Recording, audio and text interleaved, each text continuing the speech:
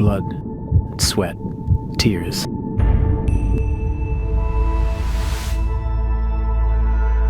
How far are you willing to walk? Are you ready for the distance? Will you go the extra mile? Will you lay it all down for the one who gave you his all? And consider the cost of the cross.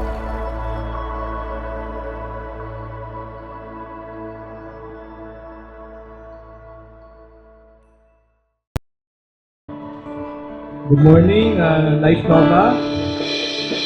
May we encourage everyone, pumasok na po tayo sa ating worship Blood, hall. sweat, tears.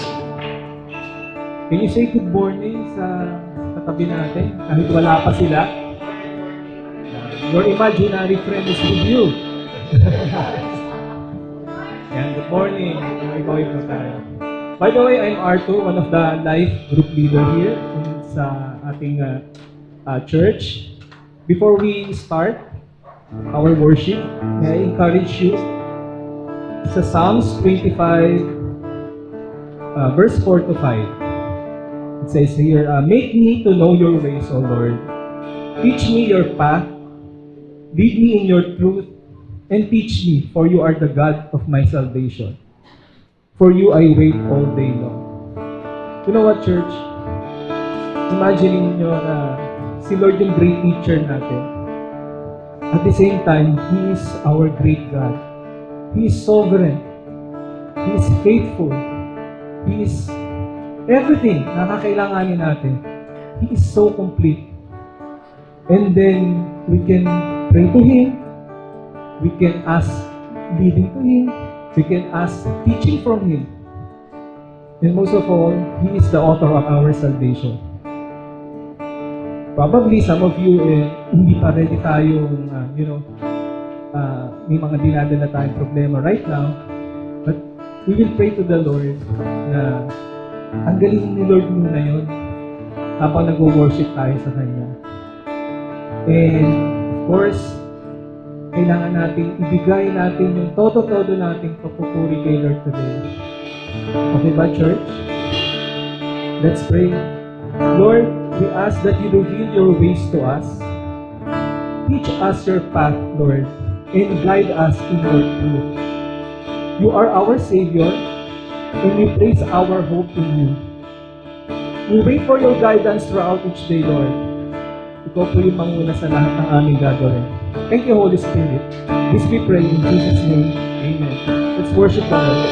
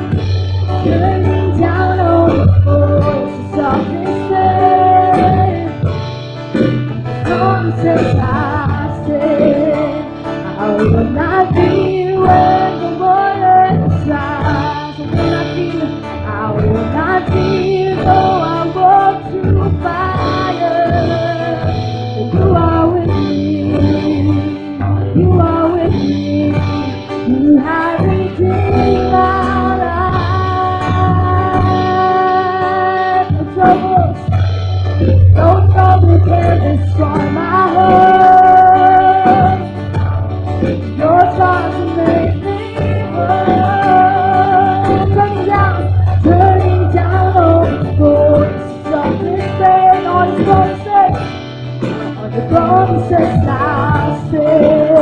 For church is declare, on the thou be set on first.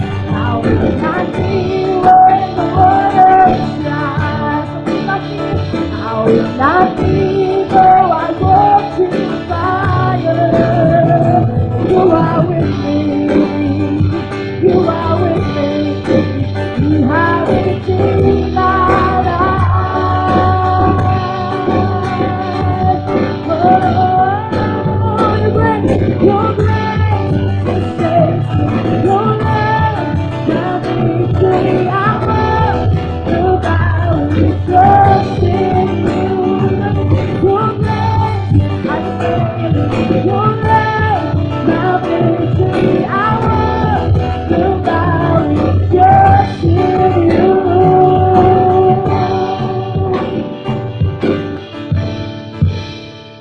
I will not be where the water slides.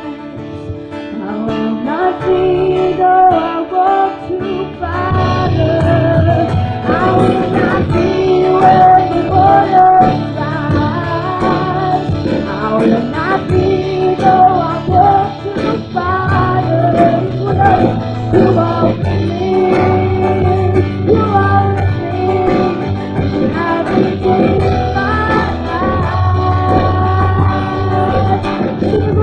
Your grace sustains me. Your love, my victory. I will look out, we trust in you. Your grace unfailing.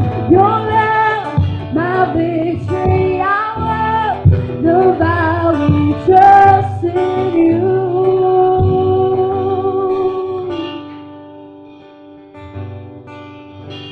I will not be where the water rise. I will not be though I walk through fire.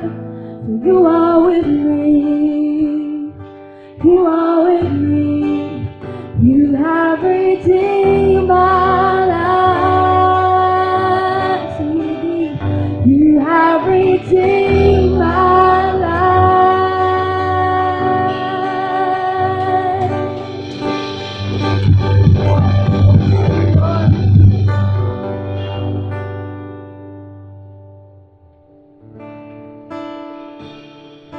Thank you, Lord, for redeeming our lives from you.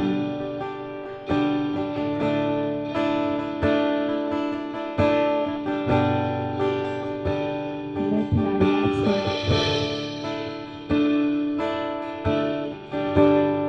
to be the ashes for you. Thank you, God, that behold in you, Jesus. Lord, hindi na kami, Lord, nabubuhay. And the life we live sa past ngayon. But behold, God, the old is gone, and the new is come. Panginoon. Thank you, God.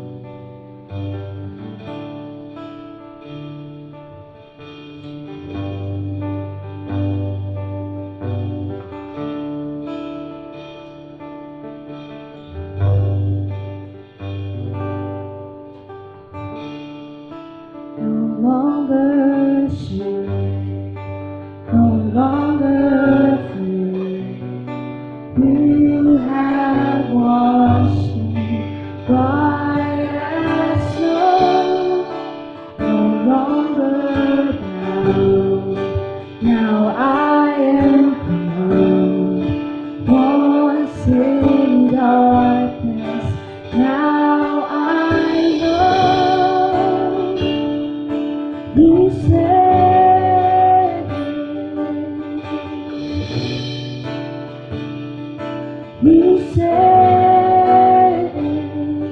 and you gave me beautiful ashes, and you pulled me close to your heart.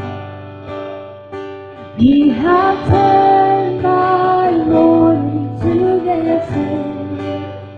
That That's what you do. That's who you are.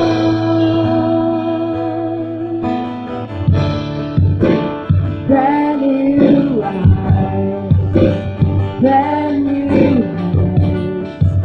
You have the right to win my past. Brand new day, brand new day, brand new night, brand new life. You have for me wonderlife. You said, Jesus, you said, you said, and you give me beautiful ashes, and you pull me close to your heart. You have turned my morning to dancing. That's what you do. That's what you do. That's who you are. You give me, and you give me beautiful ashes. You pull me close to your heart. You have turned my morning to dancing. That's what you do. That's who you are.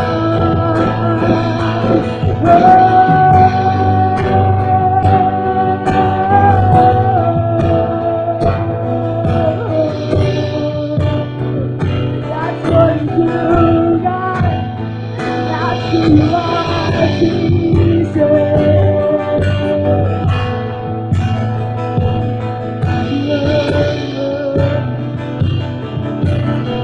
See, I'm no longer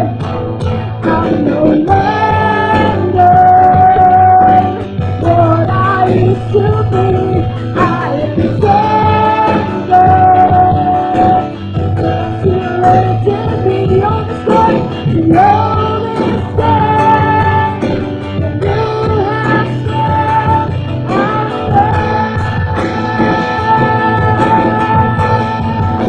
I'm used to be.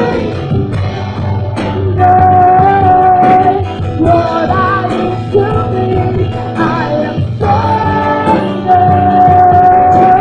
Lost you lived in me, the only strength, the only strength. You have stood, I'm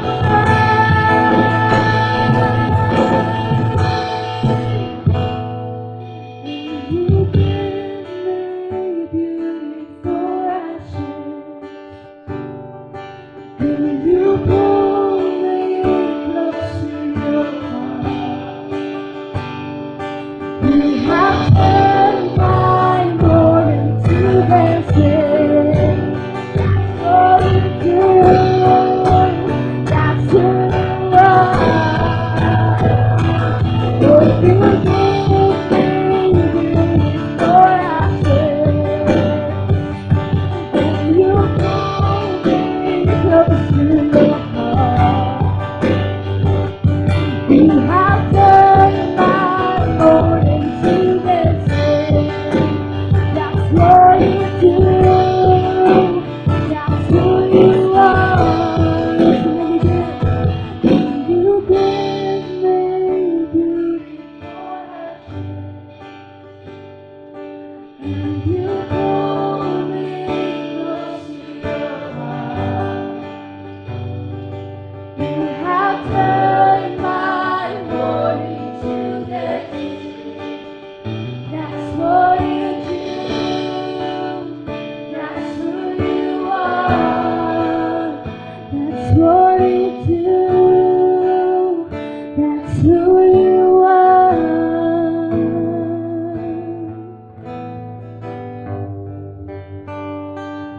Hallelujah, Lord. Thank you, Jesus. From ashes, Lord, you gave us life, Lord God. Actually, Lord, we are nothing, but pinahalagahan mo ang bawat isa. Let us pray. Father God, thank you, Lord, that you give beauty into ashes, Lord God. Lord, wala kaming halaga. But you breathe in us, Lord God. Kaya kami buhay, Panginoon. Napakahalaga ng buhay namin sa iyo, Lord God. Salamat, Panginoon. Please prepare our hearts, Lord God. In Jesus' name, Amen. As we prepare our hearts in giving, let me share to you from Acts chapter 16, 14 to 15. One who heard us was a woman named Lydia from the city of Thyatira, a seller of purple goods who was a worshiper of God. The Lord opened her heart to pay attention to what was said by Paul. And after she was baptized in her household as well, she urged us, saying, "If you have judged me to be faithful to the Lord, come to my house and stay." And she prevailed upon us. You know what, church? This is a very, very practical example that we can relate until up to now. So as we ready our hearts in giving, Lord, salamat, Lord, sa buhay ni Lydia. Kasi, Panginoon, it is like the Shunammite woman on the Old Testament. Prior siyang magbigay, the Lord already prepared the heart of Lydia para sa giving. Kaya, Panginoon, we want like the heart of Lydia, Lord God, na ni-ready mo siya at in-open mo yung heart niya. Kaya, Lord, tumugon siya ng tama. Kaya, Lord, teach us to respond according to your will. Let us pray. Heavenly Father, open our hearts like Lydia to receive your word and show hospitality. Help us respond with faith and generosity, readily welcoming others into our lives. Grant us, O Lord, discernment to see needs and courage to act in love. In Jesus' name we pray. Amen. Also, let's pray for our next generation. Mukhang madami sila. Can we lay hands sa ating mga anak? Father God in heaven, Lord, napaka-importante ng second generation sa iyo, Lord God. Kaya, Lord, we pray na itong mga batang to magkakaroon ng fear sa iyo, Lord. Magkakaroon sila ng hungry, Lord, sa salita mo, sa mga kautusan mo, Panginoon, para hindi po sila mapapahamak. Also, Lord, we pray for the teachers sa Kids Church. Give them the right wisdom and the right mood, Lord, dahil hindi po madaling alagaan ng mga bata. Thank you, Lord. This we pray in Jesus' name. Amen. Let's continue worship the Lord.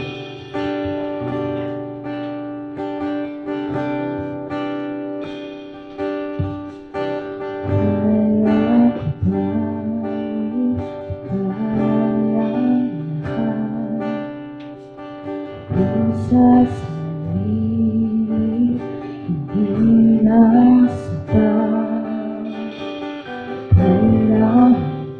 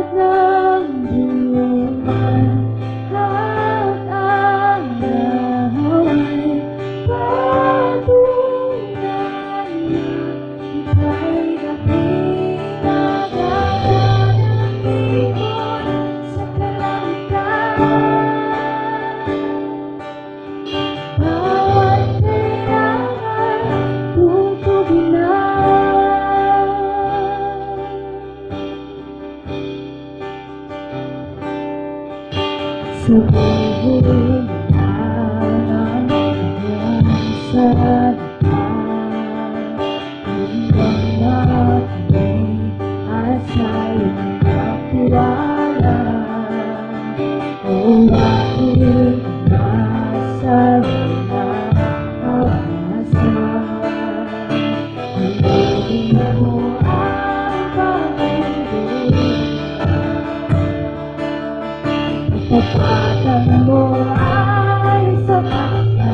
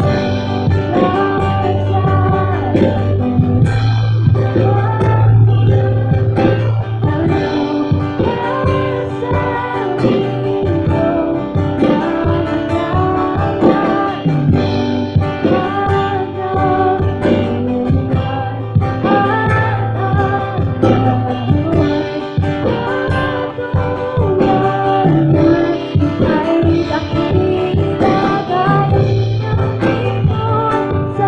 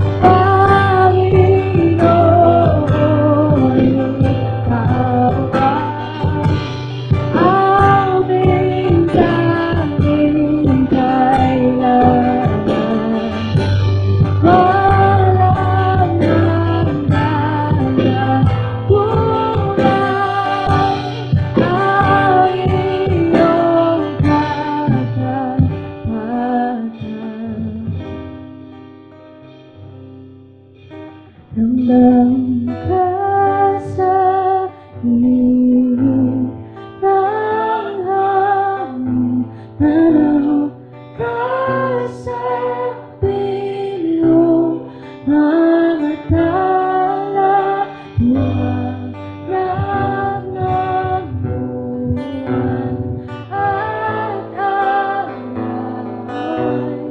patunay na ika'y dakila gaya ng ibon sa kalangitan. Ikaw ang tanging kailangan.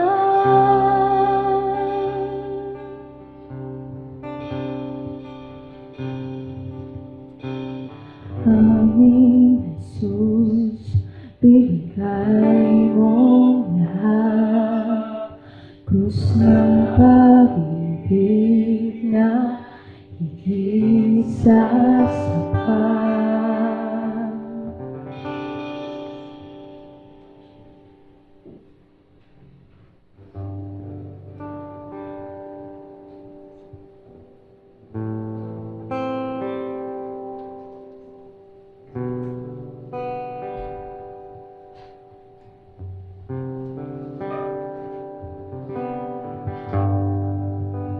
John 15:18 to John chapter 16:4.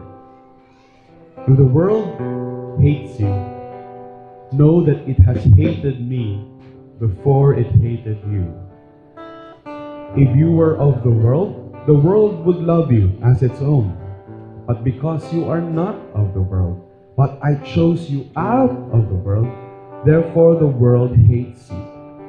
Remember the word that I said to you, a servant is not greater than his master.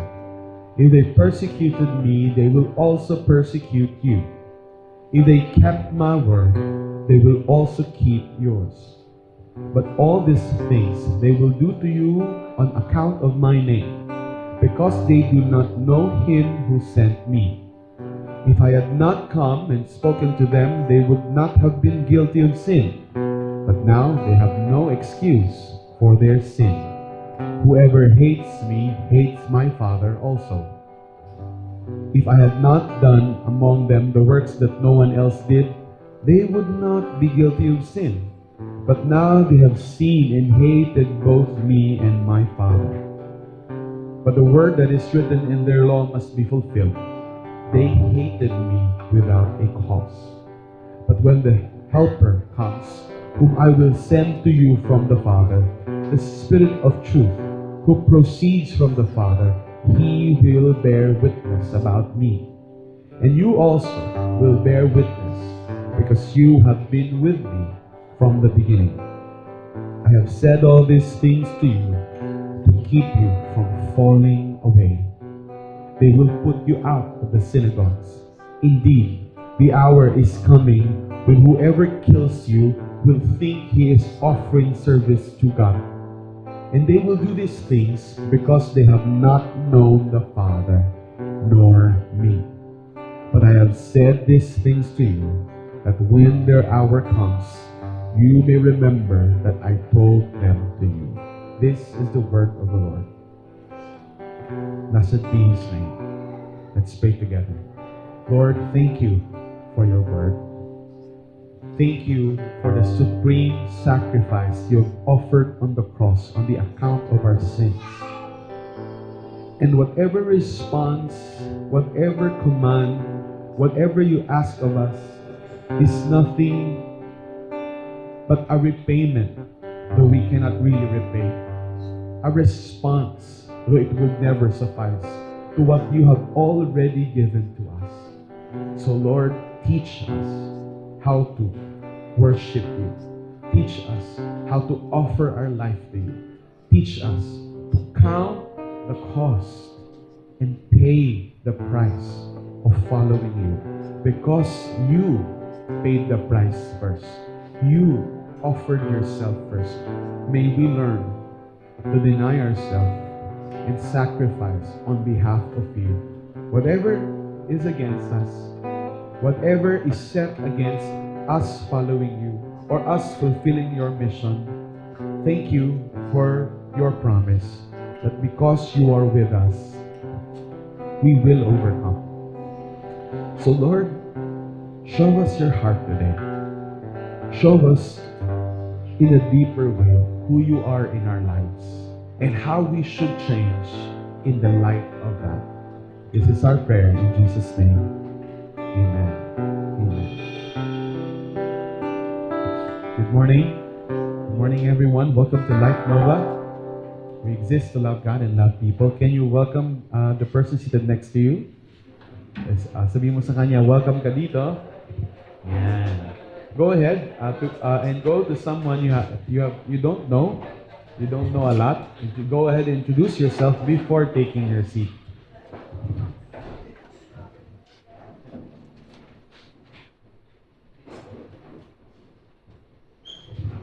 Yan, so magandang umaga sa inyo. What a joy and privilege it is to close this series, Cost of the Cross. Itong month-long series natin, we're talking about what discipleship is. Kung natandaan ninyo, pinag-usapan natin na for this whole year, the theme will be the cross. Since January, we've taken up a series about the cross. And whatever our series will be, it's all about the cross. So nung first few months, pinag-usapan natin ano yung love ni God para sa atin, a love like His, ang ginawa niya sa cross. And itong cost of the cross is nothing but a response on our part. This is a series about discipleship. A series about following Jesus. And ang pag-follow kay Jesus o ang pagiging isang disipulo niya ay response lamang ng nauna niya ng sakripisyo para sa atin. If you were here last week, we talked about denying ourselves. Right? How many dito kayo last week, no? So, ibig sabihin, we're not called by God to love ourselves in contrast to what this worldly culture tells us. But the Word of God tells us to deny ourselves. And in denying ourselves, we're secured by the love of God and our love for one another. So okay lang to deny ourselves. Because God loves us anyway, and the Christian brothers, the church community, our spiritual family loves us anyway. And so hindi tayo mauubusan because of the unlimited supply of God, of love for us. Then we can, as a response, offer our life as a sacrifice for others. And now, talking about denying ourselves, we're gonna move on to the book of John. As you can see, makumpleto na natin yung Gospels, Matthew, Mark, Luke, and John, in terms of what discipleship is. Now, itong particular na binasa natin is actually part of the last messages of Jesus before He was crucified. Or some call it the Last Supper Discourse. So, nung nandun sila, nag-meet sila ni Jesus and the disciples shortly after ng triumphal entry niya, after na pumasok siya as king, He met with the disciples. And He shared to him His final moments. And this is unique about the book of John. Iba ito sa Matthew, Mark, and Luke, which are called synoptics. John is very different because it offers a different POV or point of view from the other Gospels. And dito sa John, ito rin yung huling Gospel na naisulat. And if you look at John 20:13, sinabi ni John yung purpose mismo ng pagsulat niya. Kung meron namang Matthew, Mark, and Luke, ba't pa siya magsusulat ng pang-apat?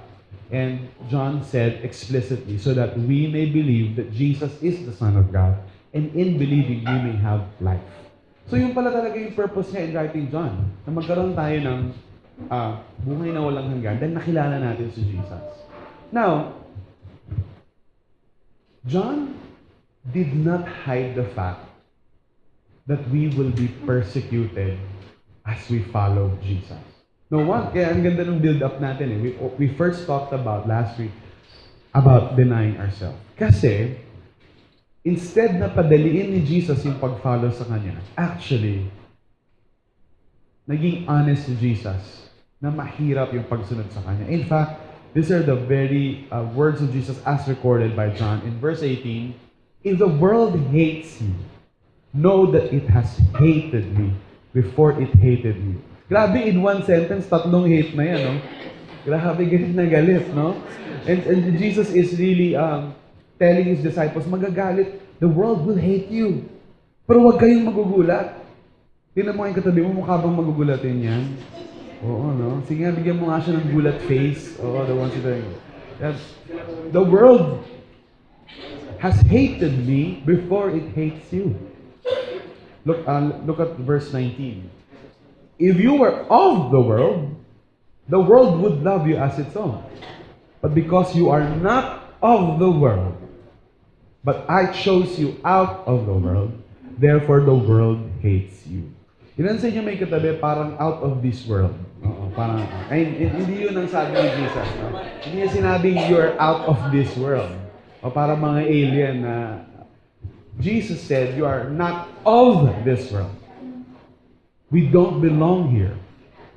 So sinabi na ni Jesus yung reason why this world will hate us. Now, by talking about world, magagalit yung dagat sa atin, magagalit yung atmosphere, magkaka-earthquake. When it speaks of the world, what the Lord Jesus means is the people in the world. And alam niyo, in the Bible, there are three main oppositions to Jesus. May tatlong kalaban, if you will, si Jesus. And yung purposes ng Diyos. Una, yung katabi mo, hindi lang. Let's get it. Masyado naman. Tatlo yung main nakalaban ni Jesus in the Bible. First, of course, is the spiritual enemy. Our ancient enemy, the old serpent who's also called the dragon in Revelation. Si Satanas, yung kalaban talaga ng Diyos, na mapanlin lang. And the millions of angels who followed after his fall. Spiritual beings na kalaban natin. it should not be a surprise already kasi nasa pang-apat na series na tayo. Our own flesh. Yung makasalanang laman natin. And a lot of us experience that. Gusto natin sumunod kay Jesus, pero yung ayaw ng sarili natin.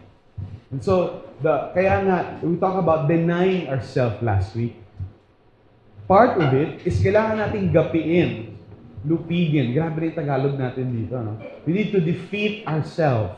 Because ourself is one of the most powerful hindrances in following after Jesus. Kasi the truth is, we'd rather follow our heart than follow the Lord.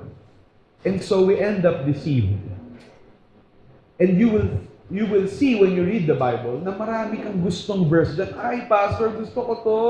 Ito talaga, kinukulayan ko to, ganyan. And then, makakabasa ka ng ayaw mo, ay, mamaya na yan. Ay, ito ulit, gusto ko to.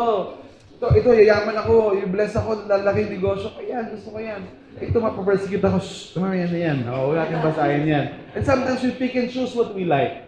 But the truth is, if we take on the full counsel of God, we will find ourselves at odds with His commands. Because our flesh, kahit na we're taken captive by Christ. Some of you here, you have not yet given your life to Christ. You have not yet surrendered yourself to Christ. And my hope and prayer, as this message ends, is you will make that decision to really surrender yourself. To those of you who have experienced surrendering yourself to God, hindi ba totoo na pumapalag pa yan? Parang binubuno mo. Kaya nga, Jesus told us to die to ourselves, deny ourselves, and die daily. Take up our cross daily. Because we need to. That's what discipleship is. It's a journey of walking and dying to ourselves and putting on a new identity in Christ. Now, ba't bakit punta dito, no? Not just as a summary, but because I'm talking about the three main oppositions to the will of God. And the third is the cosmos, or the world around us. This world, although purchased already by Jesus, created by Jesus, was in rebellion. Nagrebelde yung sanlibutan sa Panginoon. Siya ang may-ari ng lahat ng to.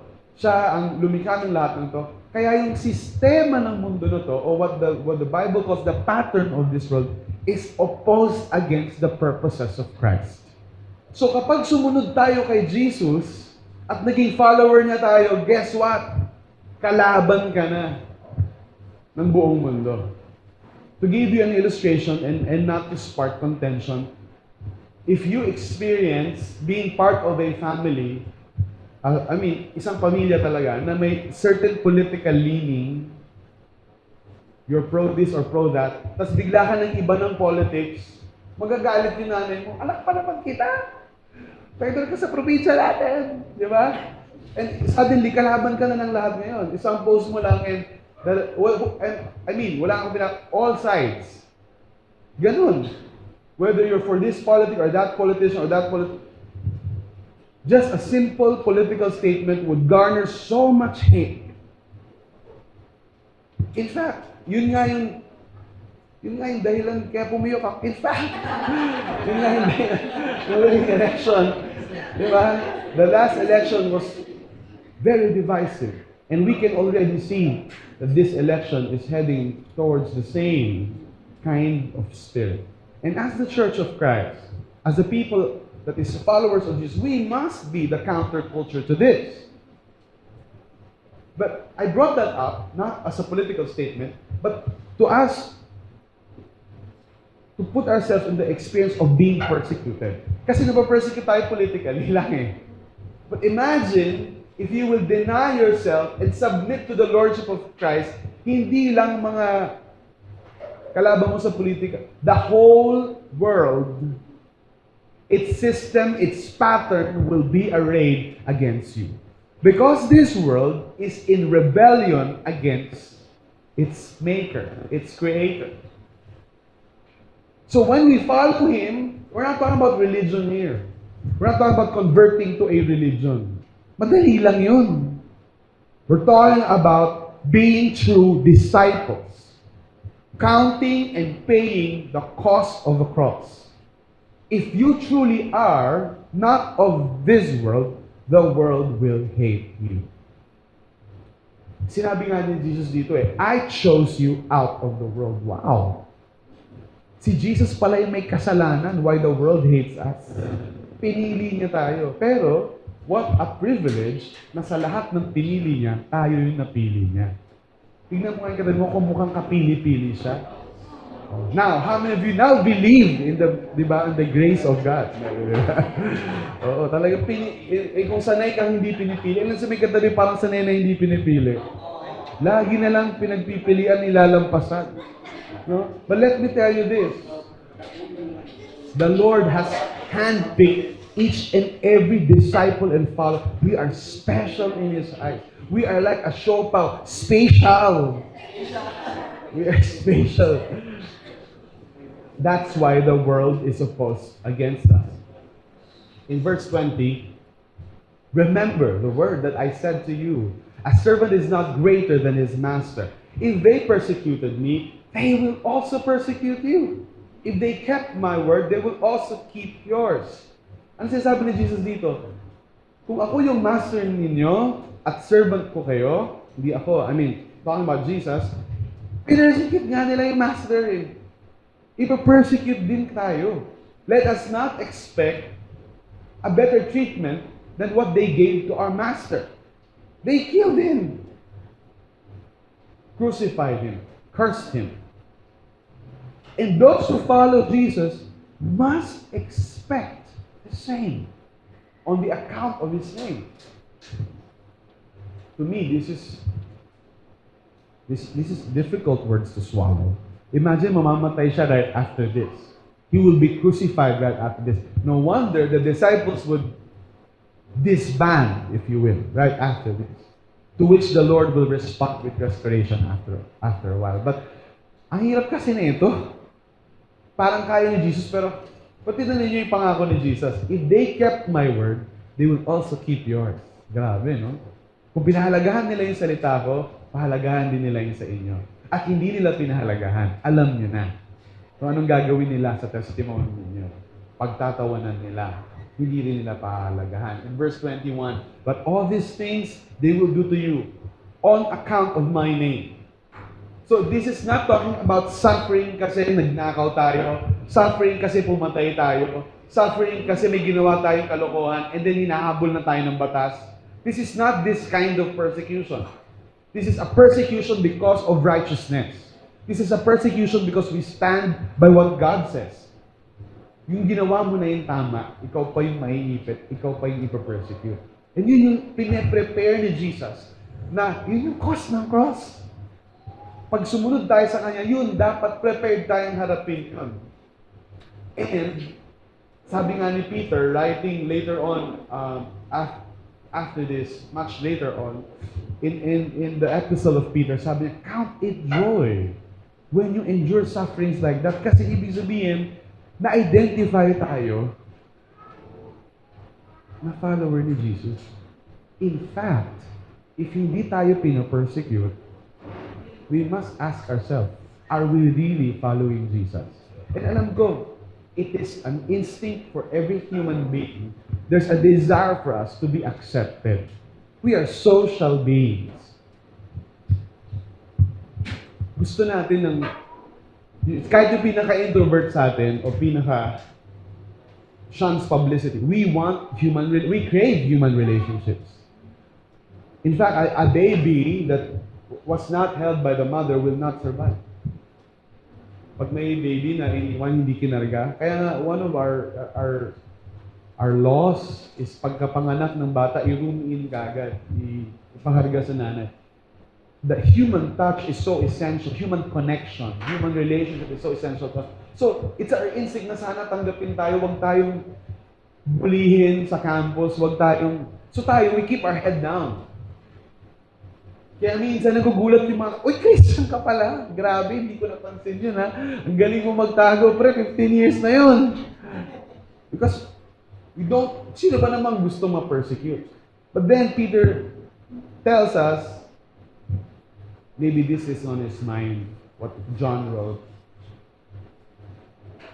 If you truly follow me, you cannot escape hate and persecution. And if we are not being persecuted, we should ask ourselves, are we truly following him?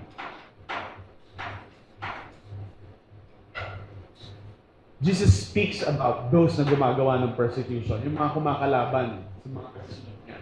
If I had not come and spoken to them, they would not have been guilty of sin. But now they have no excuse for their sin. Kumbaga, in other words, buti sana kung di ko na pakita sa kanila yung katotohanan.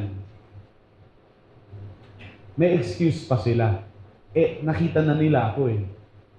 Now, he's talking about the recent people whom Jesus did, during his time. But this can also apply in our time to people who have been reached out by the church, loved by the people of the church, and yet their response is to really persecute, ridicule, hurt, hate.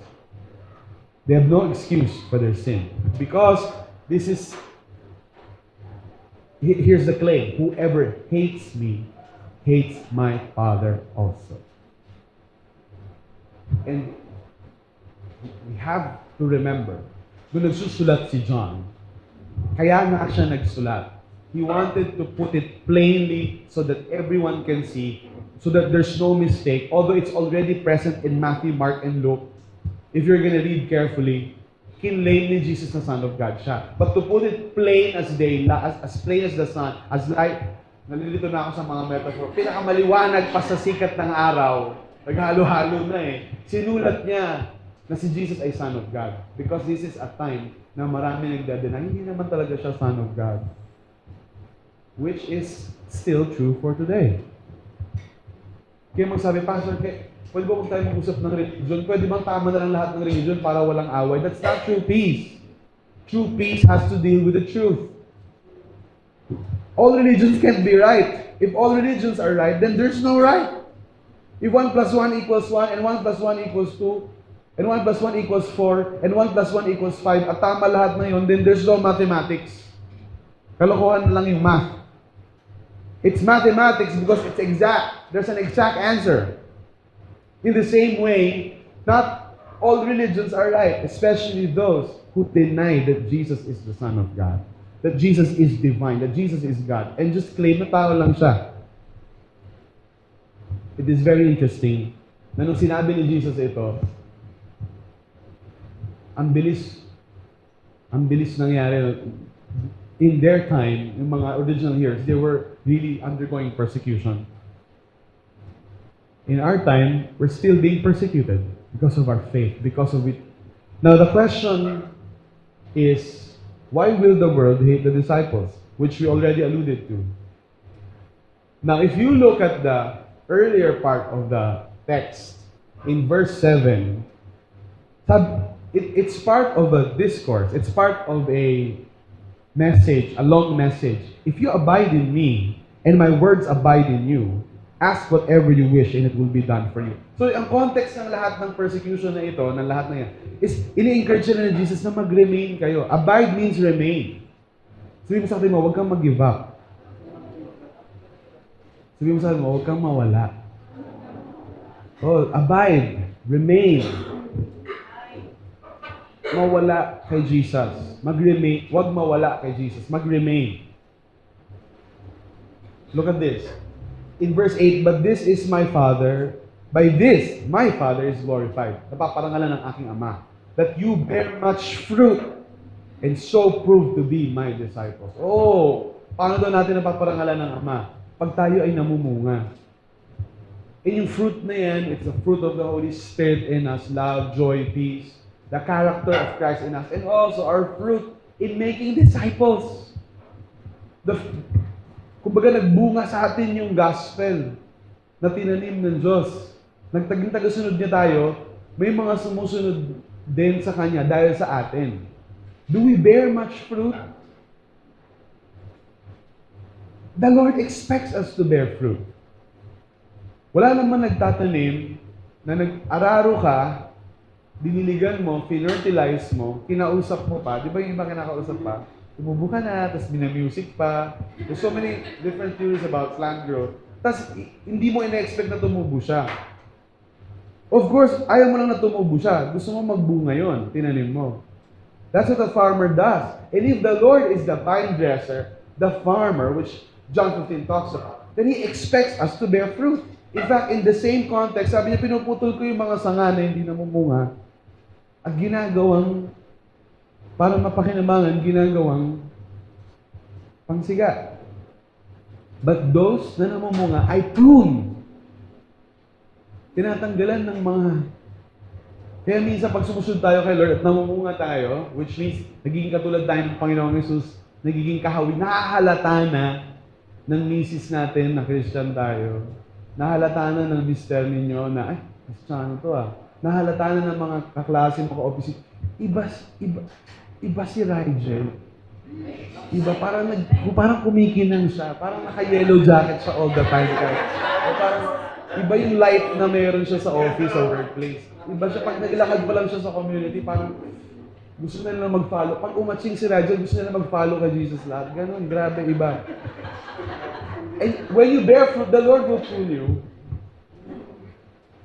As the Father has loved me, so I have loved you. Now, Jesus was grounding the disciples. Ini-establish ni Jesus yung mga disciples, ba't sila mamumunga? Sabi ito, remember, mahal ko kayo. At yung pagmamahal ko sa inyo ay katulad ng pag-ibig sa akin ng Ama. Na binigay niya ang lahat-lahat sa akin. Shinare niya yung glory niya sa akin. Ganun din, isi-share ko yung glory ko sa inyo. I want to give you everything I have. So, I have loved you. Grabe, no? The Trinity is a loving relationship that overflows and gives. Never fails to give, never runs out, and they give to one another, and out of that abundance, nabigyan ng Ama ang anak, at binibigyan niya rin tayo, abide in my love. Oh. If we are to remain as followers of Jesus, kung titiisin natin yung denying ourselves, kung titiisin natin yung persecution, it is only because of one thing. Because of His love. And that must be the first and at the forefront of our idea of discipleship. Discipleship without love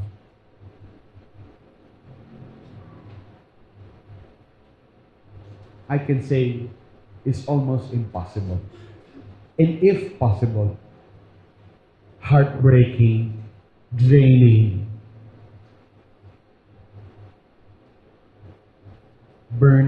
makaka-burn out. But because of the love of God that overflows, and as we remain in the love of God, that's the love that we give. Mahirap kasi we give from ourselves eh. Mahirap yung nagdi-disciple tayo, nagmamahal tayo, kasi hindi tayo puno ng pagmamahal ng Panginoon. Kaya sabi niya, abide in my love. Yun yung true north natin, babalikan natin yun.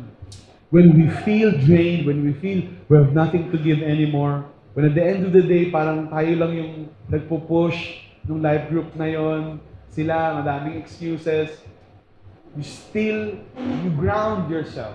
You stand on the love of God. And remember how Christ loved us. How He gave Himself up for us. And that becomes a motivation. Love is the motivation of discipleship. Love is the motivation of being fruitful. In verse 10, paano ba natin malalaman that we're abiding in the love of Christ? If you keep my commandments, you will abide in my love. Oh, we can't say we love God and disobey Him. Wow. We cannot choose between the holiness of God and the love of God. Kasi okay lang naman hindi maging holy kasi loving naman si God. Okay lang kahit mag-sin ako, mamuhay ako sa sin, hindi ko baguhin yung lifestyle ko, loving naman si God, maintindihan naman niya. Actually, hindi magkaiba yung holiness ni God at yung love ni God. It's one and the same. Look at the claim. If you love me, you will be holy. If you love me, you will obey my commands. Love is not a sentimental, emotional feeling. While it involves emotions, love is truly proven by the choice that we make and the decision that we make. It's not a flattering feeling na, wow, I love to serve the Lord. It's not always there eh. Wow, that's so conyo. It's not always there. Oh, but it's not always there really. We cannot be led by our emotions. Love is truly a decision from the mind, the heart. It's a decision with our whole body saying, Lord, whatever happens, I will follow you. That's what love is. And if we truly love the Lord, we will obey His commandments. You will abide in my love, just as I have kept my Father's commands and abide in His love. Jesus was demonstrating to us His discipleship. We follow after Him and we make others a follower of Him. And so He demonstrated to us His obedience to the Father. Some people misunderstand. Bakit siya? He gives the glory to Father. Bakit siya? Lahat daw ng sinasabi niya galing kay Father. So, hindi talaga siya God. Kasi mas mataas na God si Father. They misunderstand. Jesus is demonstrating to us the humility and the obedience to the Father kasi yun ang gagawin din natin. And it's not just for show. That's really how they relate to one another. He truly is the Son of God. Everything was created through Him. Immortal, everlasting God. From everlasting to everlasting. Before everything came to be, Jesus was already there. He just chose to enter humanity and put on, nagbihis lang siya ng pagiging tao para iligtas tayo. At i-demonstrate sa atin paano maging masunurin sa Ama. He is not asking us anything He did not do first. That's true leadership. Yun ang magaling na leadership. Kaya nga si Jesus yung gold standard natin ng leadership. He never asked His followers to do something He did not do. He obeyed the Father completely, and He encourages all of us who follow after Him, obey commandments of my Father. In verse 11, these things I have spoken to you, that my joy may be in you, and that your joy may be full. He is telling all of these things so that we will be joyful. The motivation of Jesus is He wants us to have joy, not happiness. Diba yung uso yan? Basta happiness, basta happy ka, wala kang tinatapakang tao. That's their compass. The world's compass is, anong magpapasaya sa'yo? Gawin mo. Pero anong sinasabi ni Jesus? Follow me. You can't trust your heart for what makes you happy. Your heart is deceitful. Next week, iba na yan. Iba na yung papasaya sa'yo. This week, chocolate. Next week, pizza na yan. Never contented. Never satisfied. Always seeking. And so, if you feed yourself, kumain tayo, but if you feed your selfishness, it's like a black hole that devours everything. Kasi an entire generation appeared and we're taught to follow our heart. So just, gawin mo, passion mo, sundan mo, ganyan. Ang nangyayari ngayon, it's like a black hole na pinapakain mo, palaki ng palaki.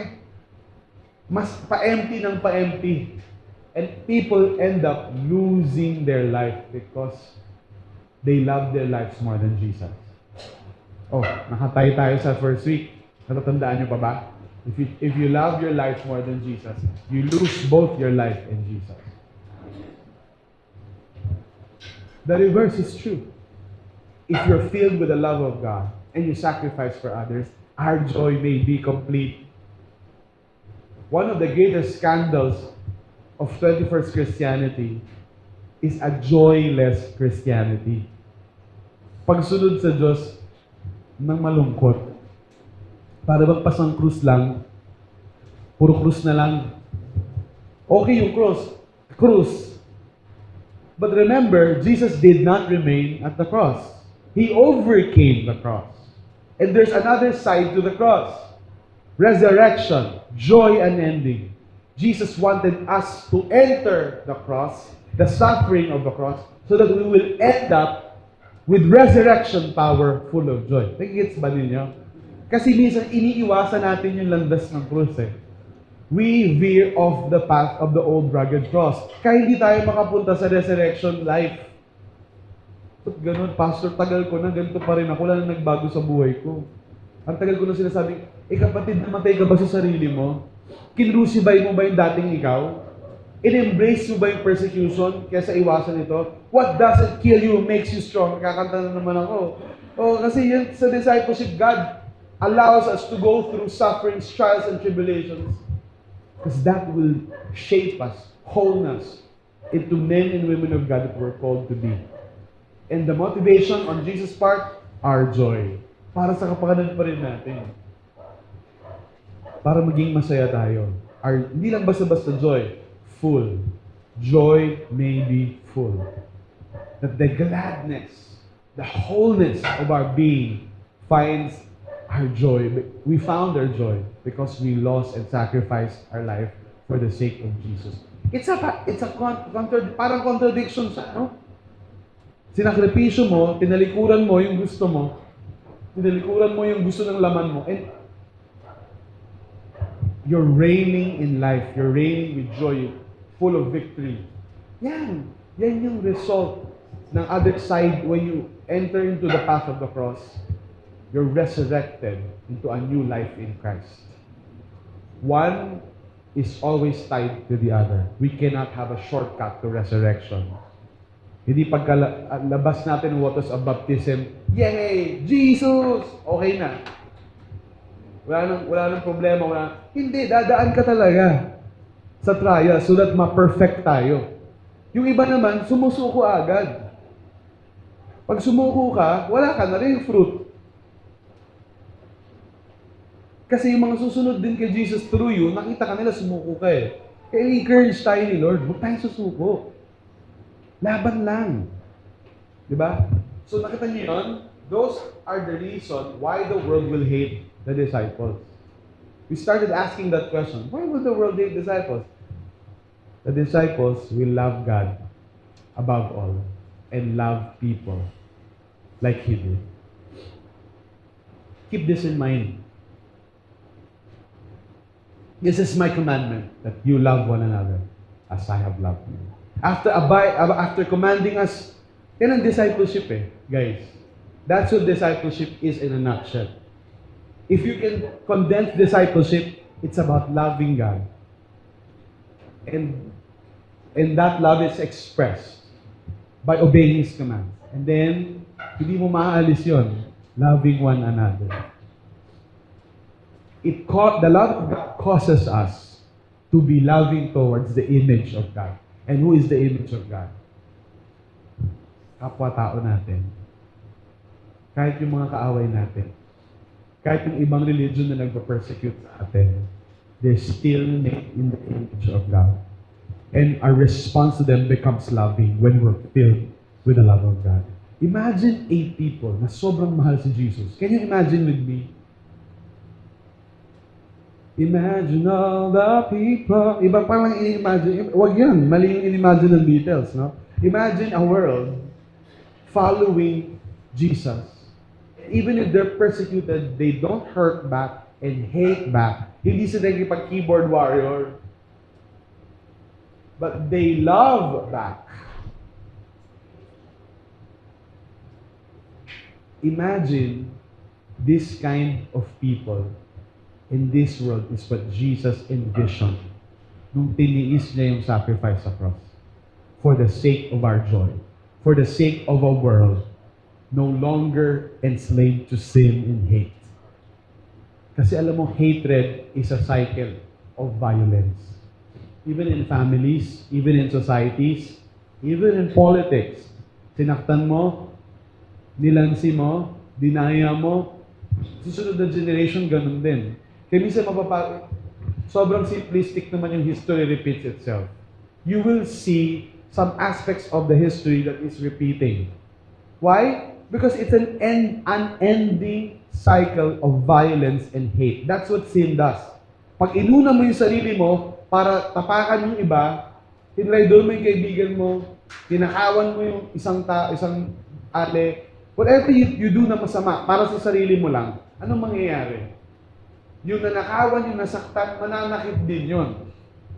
Yung mga batang in-abuse, and they grow up unhealed, undiscipled, sila rin yung mag-a-abuse. An unending violence and cycle. And you know how Jesus stopped it? He took all the violence to himself. Kasi it takes one man na hindi gumante. So the violence will stop.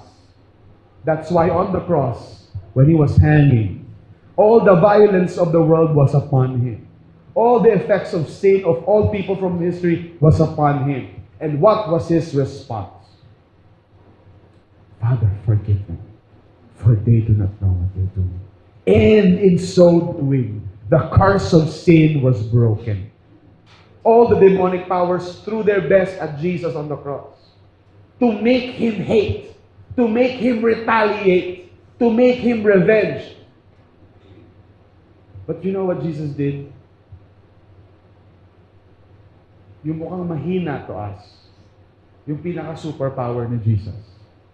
The power of self-sacrifice. The most powerful superpower in the world. When he gave up the chance to take a revenge. The cycle of hurt and abuse and violence stopped at the cross. And so everyone who looks to the cross and receives Jesus as their Lord and Savior are imbued with the same Holy Spirit that enabled Jesus to not hurt and not take revenge. That is the command of Jesus. Love one another. If we are this kind of people, guess what? The world will hate us. No wonder the world will hate us. When the world cries, abortion is health care, this is my body, my rules, Christians cry, no, abortion is murder. No wonder the world hates Christians. When the world tells us to divide against each other, kaya nga nasakop yung Pilipinas divide and conquer yung ginamit ng mga banyaga. Pati mga iba-ibang tribo, iba-ibang kaharian sa Pilipinas, nag-away-away. Yun pa rin naman ang ginagawa ngayon Ayun ang sinasabi ng mundo. Kung magkaiba kayo ng politika, mag-trash talkan kayo.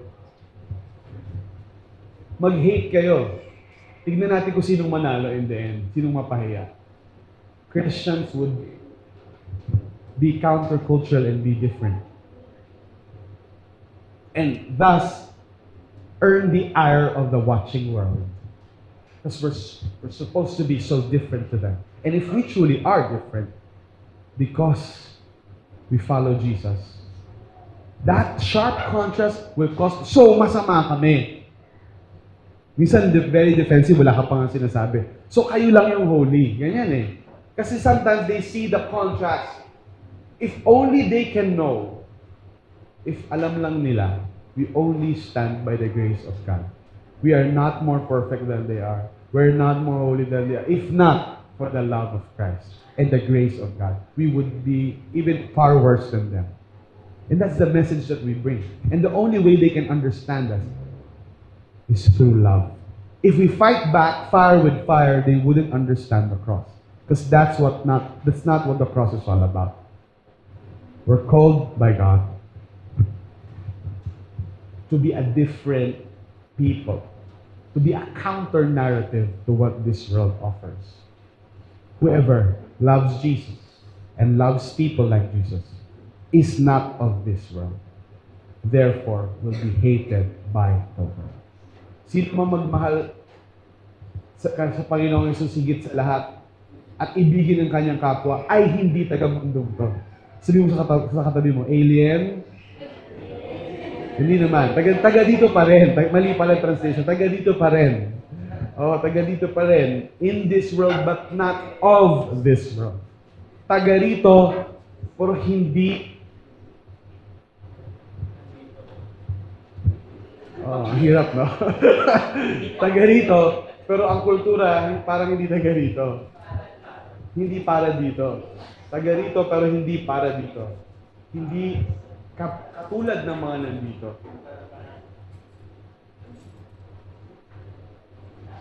Discipleship goes against the pattern of this world and therefore suffers persecution from those of the world. We already told you that this world until Jesus returns personally in power and glory, will remain to be opposed to the Lord. In fact, his ultimate mission is to redeem all the world until this world becomes ultimately his kingdom. That's why even in the Lord's Prayer, that's what he asks the Father. Let your kingdom come, your will be done on earth as it is in heaven. It's like Jesus saying, I am Lord over heaven and earth, pero mas ganap yun sa heaven and on OTW pa lang dito sa earth. So I pray that tumating na, maging ganap na yung paghahari mo. And it begins with us. Imagine, as Christians, as followers, as disciples, we're called by God to be obedient to His commands. Then He speaks of the coming judgment to those. If I had not done among them the works that no one else did, they would not be guilty of sin. But now they have seen and hated both of me and my Father. Kung di nila nakita yung mga himala ko, kanina, di ba sabi niya, if hindi nila narinig yung word, ngayon naman, he talks about miracles, word and works. Inuna niya yung word. Kasi yung word ni God, kaya nga tayo, tumatayo, binabasa natin yan. Kasi yun ang pinaka-brilliant, pinaka-perfect revelation of who He is. Pero kasama rin doon yung miracles niya. Dito naman, he talks about His miracles. Nakita nila yung nahayag yung mga miracles ko, di pa rin sila naniwala. So they hate me and my Father. But the word that is written in their law must be fulfilled. They hated me without a cause. And the irony is, in the time of Jesus, those who style themselves as leaders of religion are the ones who persecuted the Messiah. In verse 26, he speaks about the Holy Spirit. But when the Helper comes, the Holy Spirit, whom I will send to you from the Father, the Spirit of truth, who proceeds from the Father, He will bear witness about me. So ano sinasabi ni Jesus dito? I will be persecuted, I will die, but I will send you the third person of the Trinity. In fact, I'm gonna let you in on a secret. Hindi lang kaming dalawa. Ni Father yung persona. There's a third one. He is the Spirit of truth. And it's called the Spirit of truth because He guides us into the truth. What is Jesus talking about here? The third person of the triune God will witness about Jesus that He is the Son of God. And then, He goes on to say, verse 27, and you also, you will bear witness because you have been with me from the beginning. Hindi ba ginawa nga nila? Naging testigo sila kay Jesus kasi sila yung disciple ni Jesus mula nung panimula. So sumulat sila ng mga ito. Kaya natin binabasa ito as a witness account. In the same way, ano may kita nyo dyan? Na yung Trinity, the Father, the Son, and the Holy Spirit, at tayo, ng mga tagasunod niya, katulad ng mga early disciples, because of our relationship with God, are qualified to bear witness about Him. So bakit yung Holy Spirit mag-witness kay Jesus? Kasi, they've been in relationship even before the world began. The Father, the Son, and the Holy Spirit. Sila talaga nakakilala sa isa't isa. Not that there's three gods. There's just one triune God who's three persons in one God. And tayo, parang, kumbaga, it's like a fountain of love from the Trinity. Ini-invite niya tayo sa love na yon. At ngayon, sumali na tayo at na-experience natin yon, we're supposed to invite others. Come, see the love of Christ. Kahit sinner ako, makasalanan ako, immoral ako, hater ako, ganito ako, pinatawad niya ako, and I'm no longer the same. Nakita ninyo, we bear witness because of our experience. We bear witness to the cross of Christ, the intersection of the love of the triune God and our love as disciples. In the cross of Jesus, nagkaroon ng intersection, nagtagpo. Yan yung tinatawag na pinagtagpo, ngunit tinadhana. Because in the cross, the love of God and our love meet together. And that love for one another And our love for Him, and of course His love for us, is what makes us bear witness. Pag sinabing bear witness, nagiging oso tayo. Sino sa inyo may katabi mo kang bear? Hindi, bear witness means nagpapatotoo tayo. Totoo si Jesus. I've experienced His love. He transformed my life. We bear witness because of that experience of love. So I want you to look around you. You know all of the seats that are surrounding you? I want you to imagine that each and every one of them are people that you know that have not yet experienced the love of God. And we are being invited by God to invite them into this glorious feast of love. This dance with the Trinity, this dance of love, this rhythm in our hearts, that the Lord is bearing, His Spirit is testifying to us, bearing witness about Him. Then tayo rin. And maybe you ask, no, how can we bear witness? Wala naman kami. Nung si Jesus nandyan. And the answer was already given. I will send the helper though. Kaya nga siya helper. He will help us bear witness. Even if hindi tayo eyewitnesses like the original 12. We will have the authority and the experience firsthand with Christ because of His Spirit living inside of us. And it all begins in the cross, where the love of God and our love intersect. And finally, sinabi ni John kung ba't nasunod lahat ng ito. I've said all these things to you to keep you from falling away. Wow! Yung pala yung purpose ng Jesus, ayaw niya tayong mawala. Ayaw niya tayong mag-fall away. And alam niyo, fall away, hindi yung biglang nahulog ka lang. Uy, nahulog sa bangin.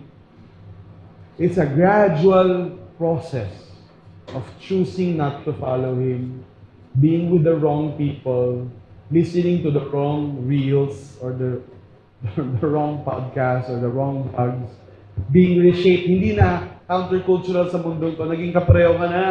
You're no longer different from the people you're witnessing. They hate, you hate. They're immoral, you're immoral. They're greedy, you're greedy. Wala na, pareho na lang. You fall away already. But you know, binawarn tayo ni Jesus also because of persecution. There's also falling away because of persecution. Out of fear for our life. Out of fear for our sake, our family. In fact, that's what Jesus was saying. In verse 2, they will put you out of the synagogue. Yung places of worship nila, parang ganito, synagogue. Indeed, the hour is coming when whoever kills you will think he is offering service to God. Grabe, no? Pinrophesy ni Jesus yun. Darating yung panahon na may papatay talaga sa inyo. Literal. At sa tingin niya, sa pagpatay niya sa iyo, na nagsaserve siya kay God. Very recently, in their time, nangyari yun kay Saul of Tarsus, who later became the Apostle Paul, who delighted in bringing them into prison, thinking he's serving Yahweh, kasi nagpapanggap tong Son of God, in his mind. Not knowing na he truly is the Son of God. Kaya nung si Saul of Tarsus nasa Damascus, Jesus appeared to him. Who are you, Lord? I am the one you're persecuting. And it's interesting to me na nag-resurrect na si Jesus, nasa kanang trono siya ng Ama, pero ang sinasabi pa rin niya, I am the one whom you are persecuting. Which means, pag pinapersecute yung followers niya, siya yung pinapersecute. And dahil pinakulong ni Saul, akala niya okay yon, si Jesus yung pinapersecute niya. In short, he had an encounter with Jesus and Jesus changed him to be an apostle. And he now serves God. Now, dati yun. Ngayon, when you look at the 21st century, it is interesting to note that majority of Christian martyrs, yung mga namatay dahil sa pag-preach ng gospel, namatay because of communist states na pumapatay at nagbabawal, or let's say Islamic states, religious extremists na pumapatay, sanction killings, state killings because of their faith. It became true back then, and it still rings true today. And those who kill missionaries and pastors and disciples dahil they're preaching Jesus, especially in areas of the world where the gospel is banned, are not just persecuting those people, but they're persecuting the Lord. And how many of you know what a blessing it is that sa Pilipinas you have freedom of religion? Now we can worship the Lord, but we don't know until when. Let us not rest in our laurels. Na komportable tayo. We don't preach the gospel kasi anytime naman pwede. We don't know. The times are changing. I'm not wishing it to happen. I'm just saying a state of fact. That nations rise and nations fall. The freedom that we have right now is not the freedom we have tomorrow. And the only thing constant in this world is that we are commissioned by God to redeem all nations to Himself. That should not change, even if we are persecuted. And I say this with fear and trembling. Mahirap yon. And if I put in a position like that, my life is on the line, I don't know. But my hope and prayer is I will respond by faith and endure suffering and persecution like a faithful servant of the Lord. And kasama talaga yon. And kailangan hinaharap natin yon na cost ng cross. And they will do these things because they have not known the Father nor me. And yung mga mapaggawa nun, mapang-ape, mga tumutugis ng mga tunay na disipulo, ginagawa nila yon kasi hindi nila kilala ang Diyos Ama. At hindi rin nila kilala si Jesus. Nakita niyo yon? That contrast, they have not known me. Ulit yan, not known me, not known me. Tapos kanina, you have known me, abide in my love. Nakita niyo yung contrast? Kaya yung mga malayo sa Diyos, hindi siya kilala personal relationship, inaatake nila yung mga anak ng Diyos. Kasi we live in contrast to them, and it's like our life is a rebuke to them. So makita ka lang nila yung profile mo. Minsan galit talaga sila sweeping. Lahat ng mga may Christian na mga ganyan. Magkamali isa, dami na lahat. But you know, we're not called by God to respond fire with fire. An eye for an eye, a tooth for a tooth. No. We're called to a greater calling. To really love our neighbor as Jesus loved us.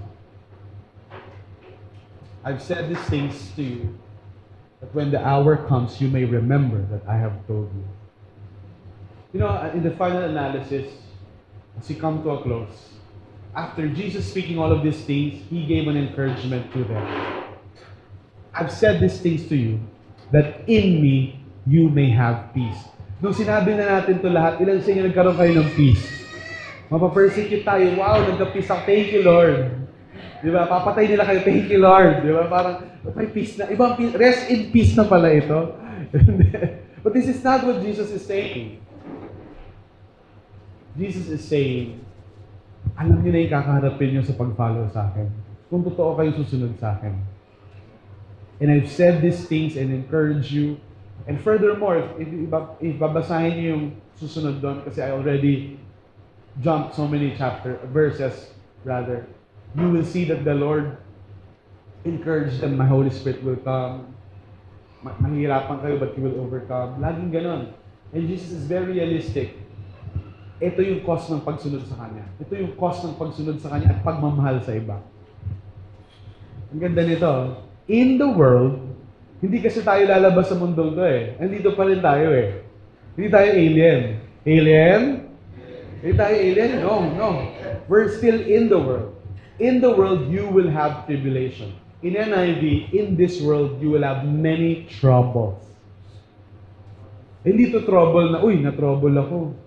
Iba yun nag-ano kayo nag-hold up kayo ng bangko, ibang trouble yun. Itong trouble na to, it's because of following Him. You will have tribulation, suffering, persecution. Look at the encouragement. But, there's a contrast. Negative Suffering, tribulation. Look at this contrast. But, take heart. Lakasan mo yung loob mo. Tatagan mo yung puso mo. I have overcome the world. Ellipsis, if I have overcome, you also will overcome. If Jesus was crucified, di ba ganun sinasabi niya, you're not greater than the Master. Kung pinersecute ako, ipapersecute ka rin. Tinuloy niya. Pero kung nag-resurrect ako at nag-overcome, nanalo ako, I'm victorious, you will also reign in life, in victory. You will also win like me. You will also overcome. That is the encouragement to us. To those who count and pay the cost of the cross. Those who count and pay the cost of the cross enjoy peace with God. Ito yung peace na sinasabi niya. Hindi ito peace. When Jesus speaks of peace, hindi ibig sabihin ito na walang gera. This is not peace like the absence of war. This is peace, this is shalom. It's the completion of who we are in God. We are at peace with Him. No longer enemies of God. How many are grateful that we're no longer enemies of God? But we are, He called us servants, He called us more than servants, friends, disciples, brothers, sisters, family. We're welcomed as co-heirs to the kingdom that He purchased with His own blood. Enjoy peace with God and overcome the world. We will overcome. Whatever person, and you know, the way to overcome is not, natalo sila, tinapakan natin sila, patay na sila. That's not how Jesus overcomes. When Jesus overcomes, the violent, the murderer, the thief, the blasphemer, falls down at His feet in repentance, and an enemy becomes a friend. The best way to overcome is to love the enemy, and the enemy becomes a friend and a fellow disciple of Christ.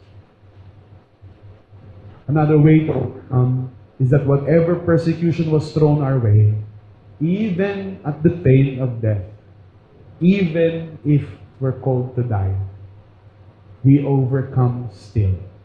Pastor, paano po yung mga pinatay sa ibang bansa? Mga pastor, mga missionary, namatay sila out of preaching the gospel. Only a matter of time when the Lord returns in power and glory, and these martyrs and saints are resurrected from the grave. We'll see the glory that Jesus, and the crown that Jesus will impart to those who suffered for His name. Kahit mukha tayong natalo, we truly will overcome. Ganun din naman si Jesus, di ba? Kaya nga nagkulasan, nag-disband sila. Akala nila talo na si Jesus, only to see Jesus resurrected in a foretaste of the kingdom experience. Life Nova, I encourage us. Let us count the cost of the cross. Let us pay the cost of the cross. At hindi tayo magsisisi. We're on the right side of the history. We're on the right side of God. And my hope and prayer is that truly, we will be true disciples. This will become a reality for all of us. Let's stand together and pray. Thank you, Lord, for your word. Thank you for such a high calling, a difficult path to tread. But thank you for the truth that you've given to us so that we may count the cost and pay the cost and walk the path of the old rugged cross and be resurrected into a new life, reigning victorious, full of love by the triune God, the Father, the Son, and the Holy Spirit, and our love for one another, and our love for the lost and broken world. Here we are, Lord. Fill us with your love. Here we are, Lord. Secure us with your love. And whatever persecution awaits us, maybe not immediately right now after this service, but we may remember many years from now, decades from now, etched into our memory, because of your Spirit that reminds us all your teachings. And when the time comes that there's an opportunity to suffer for you and be persecuted on the account of your name, may we accept it gladly. Greater love has no one than these, that a man lays down his life for his friends. May you change us, Lord, so that we can sacrifice, so we may learn to overcome through the power of self-sacrifice and truly change the world and bring about the world that you envision, a world that everyone follows you, rejoices in you, filled by your love, reshaping, reforming the systems of this world so that they conform to your character and to your image. In Jesus' name, amen. Now, at this point, I want to ask you if anyone here is saying this, Lord, alam ko po na magiging mahirap at marami akong dadaanan na pagsubok, pero susunod po ako sa iyo. Ano man ang maging presyo, iibigin kita higit sa lahat at iibigin ko ang kapwa ko. At ang ibig sabihin ng pag-ibig ko sa kapwa ko at kung tunay na iniibig ko sila, ay tutulungan ko silang maging tagasunod mo. I will make them disciples so that ma-enjoy din nila yung na-enjoy ko. If you're that person right now, can you raise your hand as I commission you to go and make disciples of all nations. Lord, thank you for entrusting to us the greatest message in this world, the gospel of the Lord Jesus Christ, that you, Lord, became man. You, eternal God, Son of God, became man to offer your life as a sacrifice on the cross for the forgiveness of our sin and to initiate your kingdom. Lord, right now, we receive that commission to go and make disciples of all nations, baptizing them in the name of the Father, of the Son, and of the Holy Spirit, teaching them to obey everything you have commanded us, because you will be with us to the very end of the age. Right now, Lord, I pray that even as we lift our hands, images will flash in our mind. Family members, neighbors, friends in business, social contacts, maybe high school classmates, college classmates, friends, old friends, family members, every person in our influence. I pray, Lord, that we will bring your love to this lost and broken world, and even to our enemies, that they will no longer be our enemies, but they will become true spiritual family by the power of the Holy Spirit you're giving us and by your love in us. In Jesus' name we pray. Amen. Let's worship the Lord.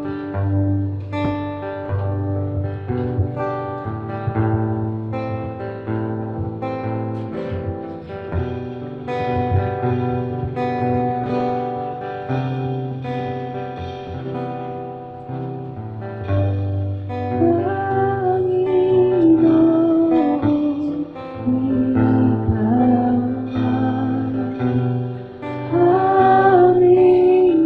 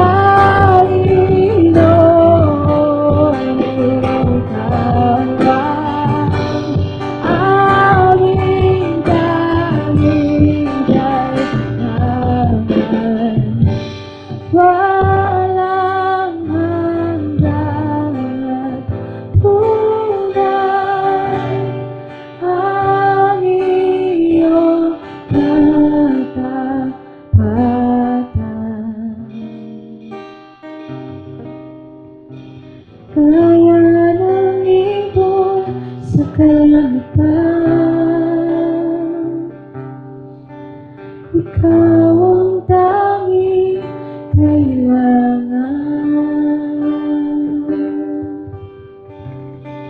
Thank you, Father God. Lord, tunay nga, Lord, ikaw lang ang aming kailangan, Panginoon. Salamat, Lord, sa mensahe mo sa araw na to, Panginoon. Thank you, Jesus. Ma-apply po namin to, Panginoon, sa buhay namin. Thank you, Father God. This we pray in Jesus' name. Amen. Who among you appreciate Pastor Tim?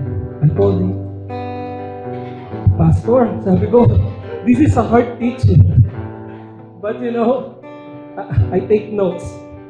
And he really delivered it very, this is a persecution teaching, right? It's a very hard teaching. But because of the Lord, our pastor give him the wisdom how to preach the persecution. It's a hard teaching, mga kapatid. And I have a take notes. When persecution comes, Jesus teaches us to abide in Him. Abide in His love. Abide in His word. Abide in His commandments. And the Helper, the Holy Spirit, will guide you when you are experiencing persecution. And then we can bear witnesses to the cross of Christ. Let us pray again. Father God, thank you, Lord. Lord, Ikaw yung nagturo sa amin, Panginoon. Bago man mangyari ang persecution, Lord, you teaches us, Lord, kung paano namin naharapin ang persecution. Kaya, Panginoon, makita nga po, ma-demonstrate namin sa mga kamag-anak namin, sa mga mahal namin sa buhay, sa kaopisina namin, Lord, at even sa mga taong ayaw namin makita, Lord, that your love truly changes us. Thank you, Lord. This we pray in Jesus' name. Amen. Amen. This is the last part of our series, Cause of the Cross. So, mag-ingat po tayo sa pag-uwi at God bless you all. Thank you po.